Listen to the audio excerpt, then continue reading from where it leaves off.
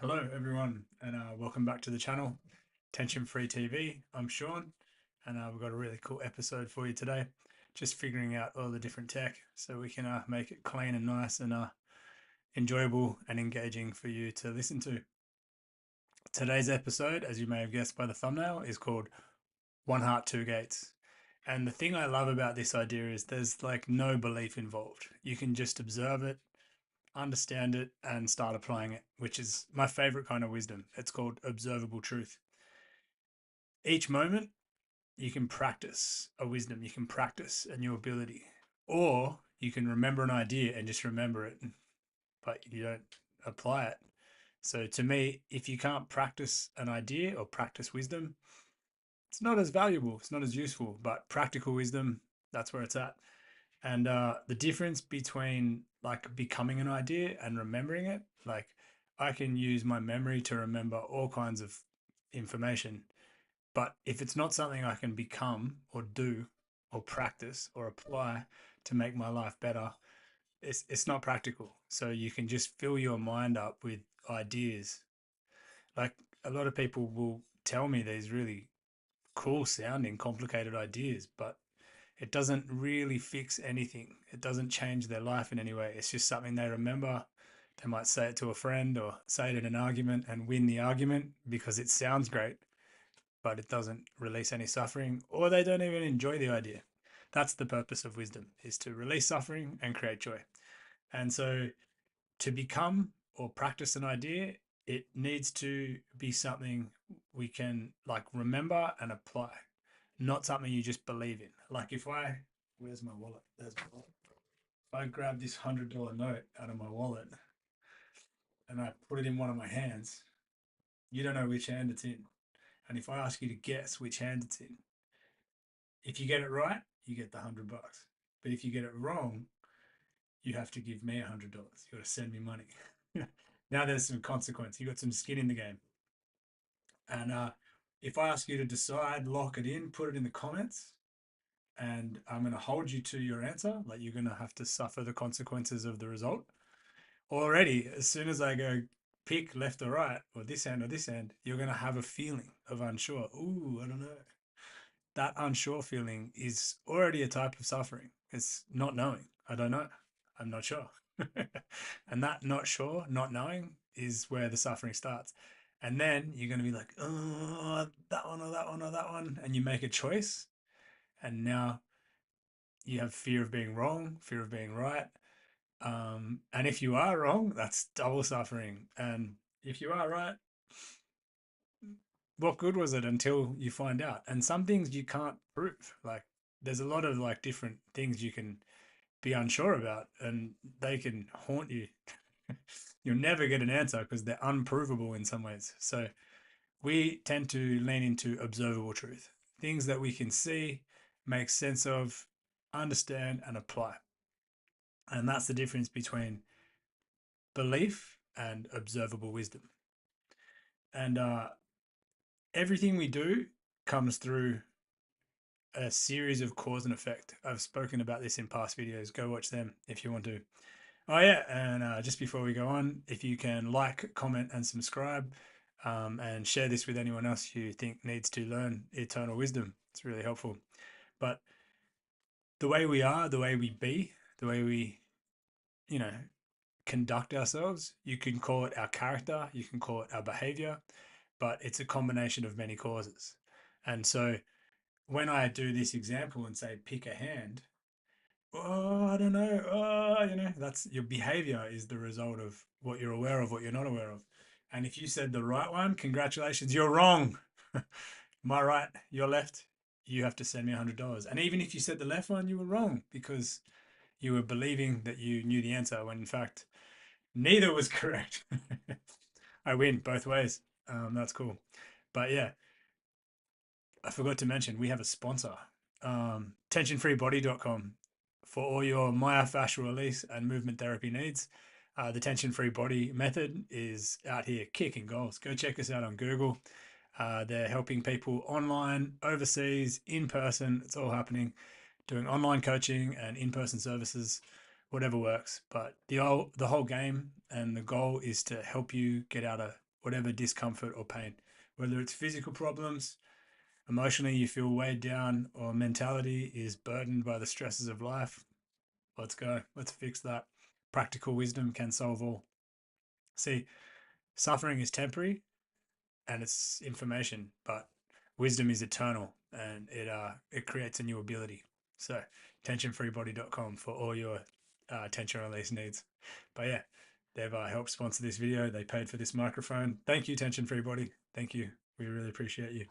So yeah, as I was saying, each thought, speech, and action all kind of rolls together to become our behavior. But all of that comes from a deeper layer, which is called our intention.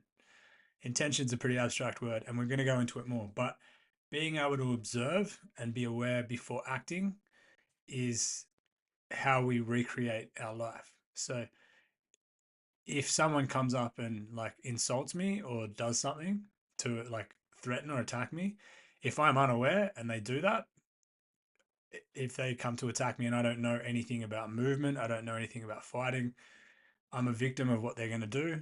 I get suffering, and that's a bad result.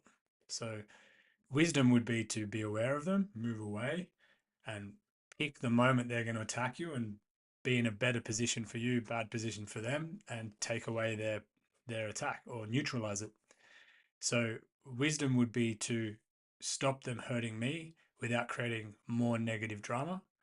But less wisdom would be, stop them hurting me, but hurt them in a way that creates drama for me, like legal problems, or I then think about how I could have handled it better, negative consequences.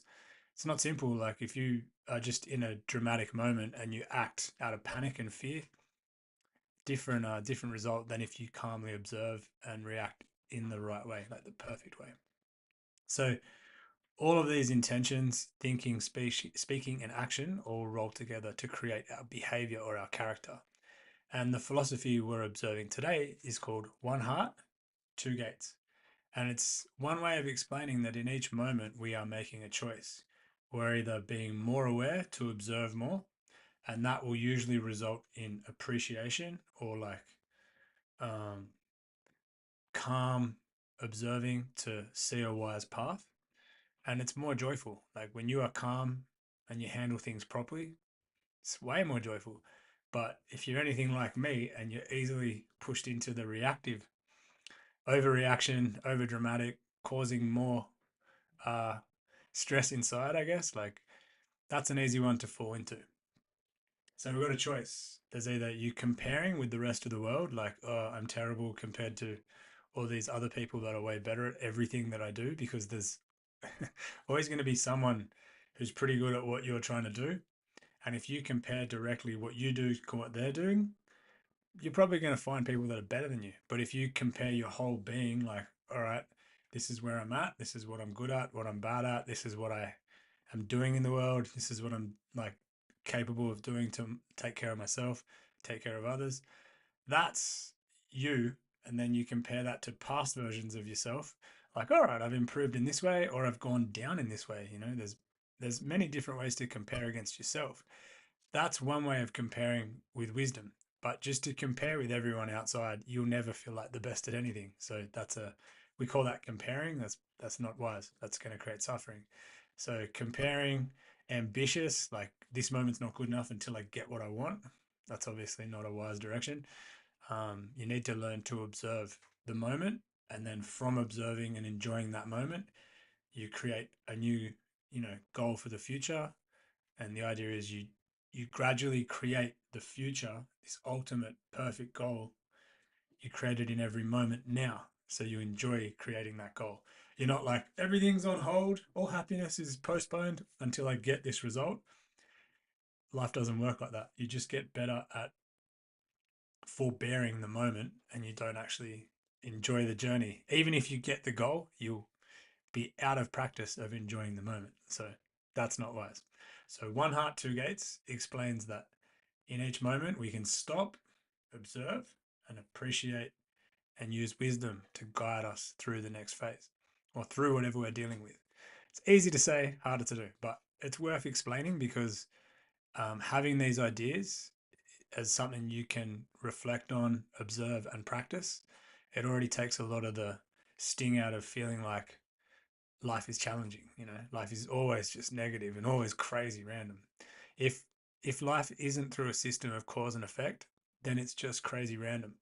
But because it is through causes and effects, and we can guide that cause and effect through our intention, the way we choose to behave or what we choose to do, and observing what it is that's influencing us. Like, you can take super practical examples. Like, growing up, I had all my family went through like university or college, they call it in the US. And I just didn't really have the same, feeling that that was the path for me. I didn't know clearly that I could be successful in other ways. I didn't know I could make a life that I enjoy and earn decent income without going through university. So I was kind of down on myself. I had a lot of like shame, like, oh, I'm a bit stupid. And then I started like healing people. Like, people were coming to me to get these problems fixed. And all of a sudden I had these, like, I had judges and lawyers and really high earning people with problems that I found quite simple to fix. All of a sudden my perspective shift. I realized there's knowledge and there's like information, but then there's wisdom. And like I said, wisdom is the power to release suffering. So I might not have been great at learning what's written in books at, at school and stuff like that, but when I connected to wisdom, I had a certain ability that even these really intelligent people hadn't found yet, or they couldn't understand it the way I could. So my negative comparing shifted and it went away. It's just one small example of how being unaware can create a layer of suffering, or we can call it pollution almost. Like, you're not you're not good, or you're not okay, or life isn't awesome. Life is always magical. We just get stuck in a negative perspective. So one heart, two gates is like a philosophy to handle each moment. In each moment you can stop and, like, if you're in suffering, you're in the blind gate. You're actually already expecting something or ambitious for something, comparing or jealous. There's many different negative characters or experiences that result from going in that direction. But if you stop and appreciate the other one, whoa, what's going on? Oh, how can I turn this into a lesson? What can I learn from this moment? Or what is my intention doing wrong that's making this feeling appear? Because feelings all come through cause and effect as well. And as much as it's important to check a feeling and go, all right, I feel that way, that's important. I have to process it and deal with it. It's also not letting it guide us. Otherwise, we're a slave to whatever feeling pops up. And if we can't recreate or re-observe and redecide, we're kind of trapped in a pattern that's from external cause. Like, if a car company just throws an ad for a car in front of me and I can't observe and like clean out my feeling, if they use the right marketing techniques, I have to buy that car. But we're all pretty sharp at like filtering out information now. We all have our own version of it, and that power can get so deep, so powerful. Like, you can observe and really clean out the deepest layers of suffering and observe, like, wisdom's there to constantly be aware of. It's always something new to learn, always something new to awaken, and awareness is key. So observing and being aware before you act or react is the key to not continuing the negative cycle. So, like I said before, if someone comes up and insults me and I just react and I'm like, whatever, you're come up and call you something, you're an idiot, and you go, yeah, whatever, you're an idiot. You're just falling into the pattern, the cause and effect, act, react.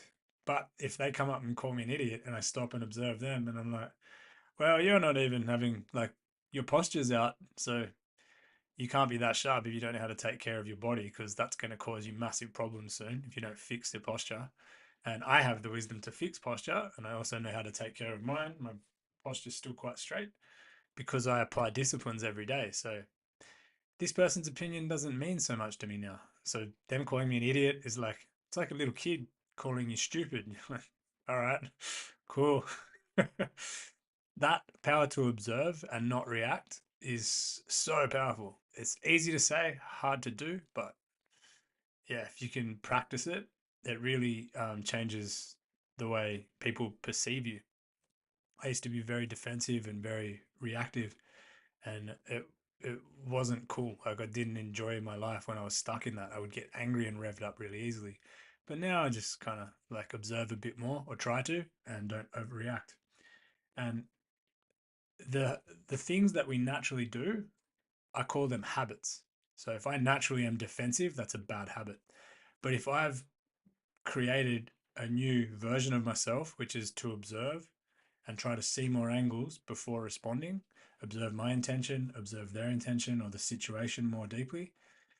If I'm creating that new ability, it's a new wise discipline. And discipline is like you set a standard and you maintain it.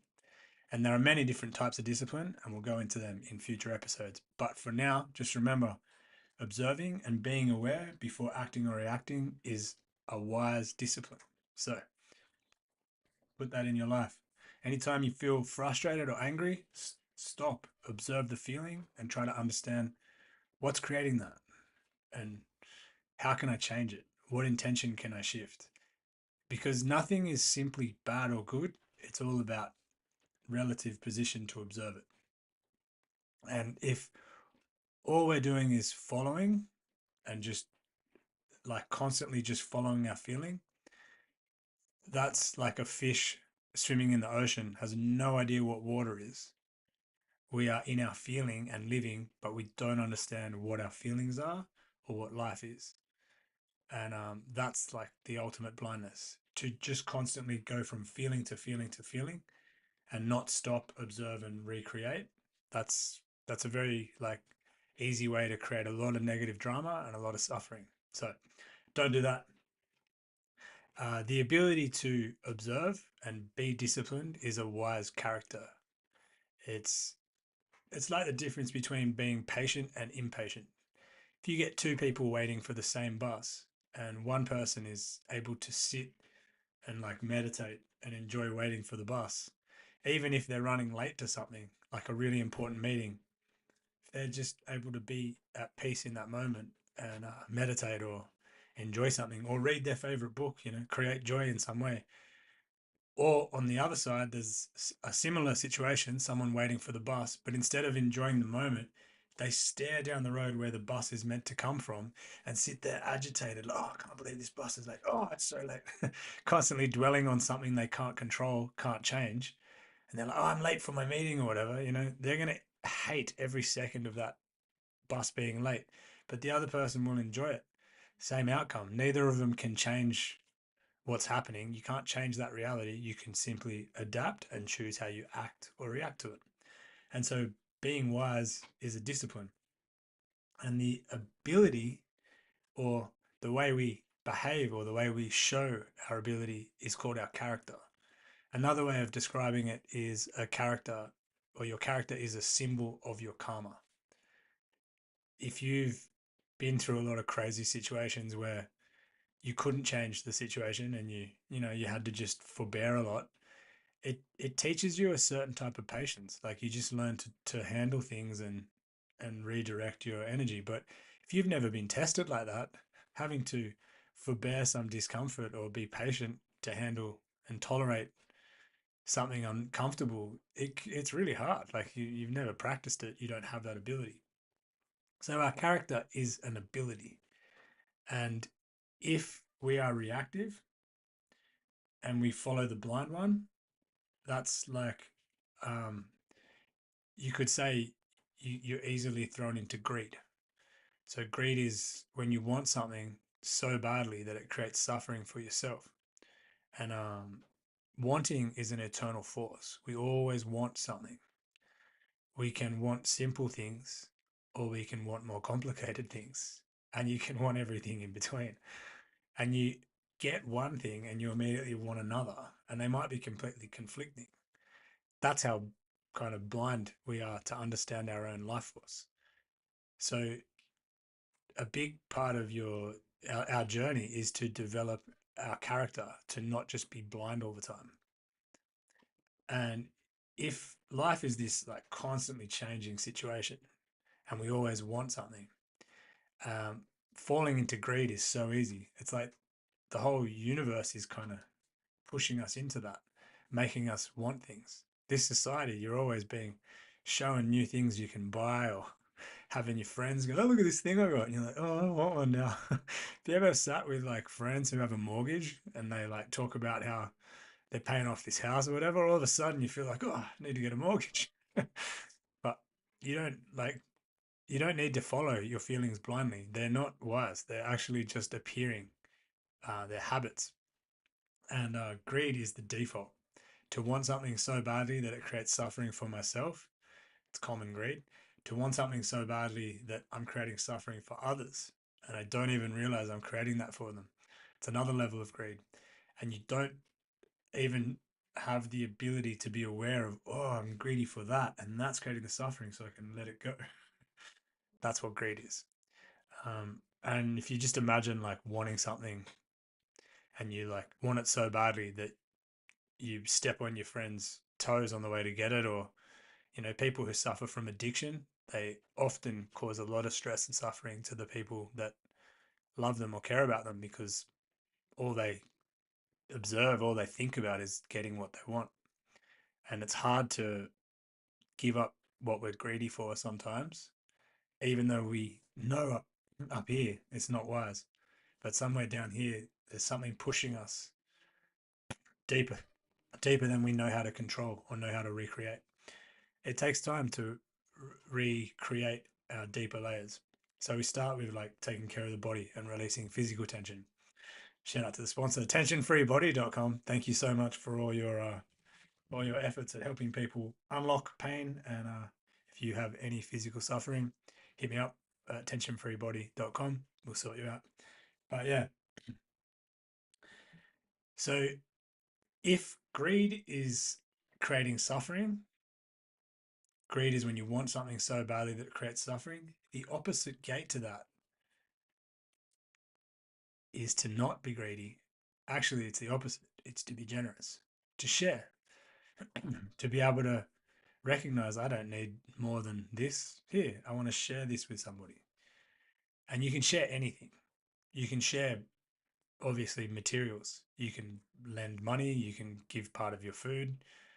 You can lend people your car, whatever. You can share anything that is material. You can also share your time. Can be as simple as hanging out with somebody and helping them through a difficult situation just by being there. You don't even have to really do anything. You can just be there and they talk to you, and it can help. You can share information. Like if you've been through a situation or you've dealt with a subject and someone's in that situation dealing with that subject, but they don't understand it, you can tell them, oh, I went through that and this is how I did it. And the way I understand it is this. That's sharing information. And if it changes the situation from suffering, away from suffering and back to neutral or harmony, or even into joy, that's you sharing wisdom. So well done. There's many different types of wisdom. There's temporary wisdom and there's eternal wisdom. Temporary wisdom is only true for a temporary time. So teaching someone how to send a letter back in the day, hey, this is how you write a letter. This is how you post it. Whereas today, you'd be teaching them how to maybe send an email or something else. Wisdom that changes based on the situation or the causation around it. That's called temporary wisdom. Still super useful, but the more powerful wisdom is called eternal wisdom. And this idea, one heart, two gates, always true, eternally true. It will never not be true. In every moment, you have this one version of yourself, this I can either appreciate and observe more or desire and be ambitious for more. I can either compare with everything around me to be unsatisfied, or I can observe and appreciate what I've already got and calculate what would be nice for the future in a wise way. Oh, if I can do this, that, and the other, I can create that. And I can either create for my greed, something for me, what I want, what will make me feel good or have pleasure or satisfaction of my senses, or I can try to create something that's good for myself and others. Like, oh, I want to have an agile body. I can enjoy life with. I actually want to understand how to get rid of tension and help others do the same. So now I've taken the same wanting power, but instead of it being selfish and greed, ambition, it's now in a direction of generosity or kindness. First, I'm being kind to myself by not wanting problems. I don't want physical pain. I don't want sickness. I don't want illness. So, all right, I'm going to do what I need for myself to not have that. And then when I've done that enough and I've like got rid of all these problems, anyone around me who's like, hey, Sean, I have this problem, I can be like, this is what I did. And I share that wisdom with them. So you've got to develop an ability, then you can share from the experience. That's practical wisdom. And then you're sharing what you practiced. You're sharing what actually changed the causation or changed the result from negative to positive. So if you can share anything, share wisdom, because it means you've got to develop it first. But we can also share in a blind way. I've spent a lot of time with a lot of different people doing things that weren't good for either of us. And by sharing the moment with someone, you almost reinforce what you're doing and you make the causation stronger. But when you connect to people who share in a wise way, it's like chalk and cheese, the difference. It's so much more joyful when someone actually brings wisdom to a situation. It might not be easy at the moment, like they want you to work out in the gym or stretch or painfully massage you or whatever, and it's actually not comfortable straight away. But once you get used to it, once you get used to the change that's being created and you move away from suffering back into that wisdom gate, you really appreciate having that ability. And for me anyway, I wanted to develop that ability so I could pass it on as well. And the difference between sharing in a wise way or a blind way is all to do with your intention and what ability you've developed, what discipline you've learned. If you have no wisdom, you have no discipline, you only share blindness and you only share bad habits and you reinforce them with anyone else who's the same. But if you've developed something or you've got some positive skill set or ability to handle life, you can share that. And then that makes your life more joyful because you get to watch someone else's life become more joyful. So it's not entirely selfless, but it is a type of harmony, and it's about sharing in a wise way. It's also called kindness, and the highest level of kindness is to have no ego involved. Ego is when we take ourselves as the most important subject. So I remember in school, like people would have like a pack of chips or whatever, and they'd be like, you'd be like, "Can I have a chip?" And they'd be like, "Yeah," but they'd hold around the chips, so you can't actually get your hand past their hand to get a chip, and you can like break off the tiniest bit of a chip. So it's the act of being generous, or the act of being kind, but the intention truly, they're not being kind or generous. It's pretty funny. That ego to worry about me and my chips, and I need to make sure I have enough, is very powerful. It's very tricky, and it's always there testing us. And it's only bad if you can't see the lesson it's trying to help you awaken. So, yeah, ego is our teacher if you can see it from the full picture. But if you only see it as the thing that's causing you problems, it doesn't seem good. And like I mentioned in a previous video, if you haven't seen that one, go watch it.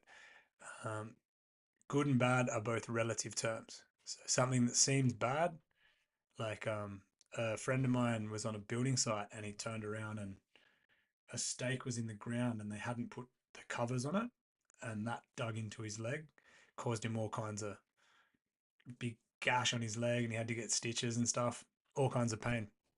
And he was pretty angry about it, and he was like, "Oh, this is so bad." I was like, "Yeah, it's not great, but if that injury there can make you more aware to not create an even worse accident in the future, it's kind of a good injury." And he was like, "Yeah, no, but it's their fault. Like they should have put the plastic cover on it." And I was like, "Yeah, but people are always going to not do what you expect. You can't just trust everyone to do everything correctly all the time. We have to be sharp to protect ourselves. It's nature in the wild. If an animal doesn't pay attention and isn't sharp to observe its surroundings, it will become the victim of a predator, and that's really bad. So even something that seems bad, like a cut in your leg, can be good because it sharpens you up, gives you a little lesson to avoid a bigger drama later.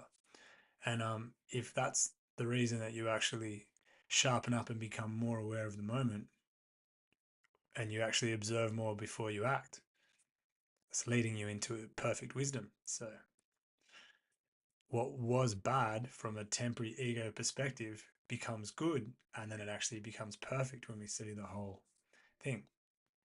And that's what eternal wisdom is about. Every situation, if you see it as good or bad, you're trapped in a relative perspective.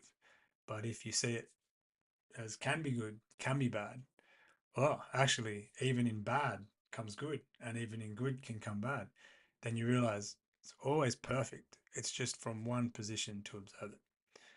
And eternal wisdom is always like that. You can always observe it, apply it, release suffering, create joy. And that's what this channel is all about. So I hope you've enjoyed this live stream. Hey, we've got a viewer. Hello to our viewer. I've only just started doing these, so if you're still watching, thank you very much. I should be able to see the chat somehow, but I don't know how this stuff works yet. But yeah, I'll try and go live more often. If you enjoyed this, please like, comment, and subscribe to the channel, and share this video, and ask me any questions you have down in the comments. Any questions at all? I love questions. They help us observe more deeply and fill in gaps in our wisdom. If someone asks a question I don't have an answer to, I'll observe it and try to come up with a complete answer, not just a little small temporary angle answer, but an answer that covers all different angles. Because wisdom is that powerful. It's there to help us through any situation, any changing, no matter what life form observes it, stays true. No matter what situation they're in, stays true. No matter what space, stays true. No matter what time. Whether now, 2,000 years in the future, or you get in a time machine and go back 2,000 years, still true. That's what makes it eternal. And your heart will always be observing the moment and making choices. And it's either a choice made through wise calculation or calm observation, an appreciation for how magical life is and how even a bad situation can become good and vice versa. So you don't actually fall for either trick, or you're just blindly observing things with your ego and you're making decisions without calculating. And that will create a snowball of potentially negative drama. Take it from me personally, the less I observe, the more stressful and dramatic my life becomes. So, one heart, two gates. Stop, observe a little bit more deeply, and I hope you're having a lovely day wherever you are, whatever you're doing. Hope you enjoyed the video. Another shout out to tensionfreebody.com. Thank you very much for helping people unlock their body, release suffering, and create a joyful life of freedom to move and wise moves. Wherever you are, whatever you're doing, observe more and recreate your choice. Don't just follow your feelings blindly. That is the definition of blindness. Have a lovely day. See ya.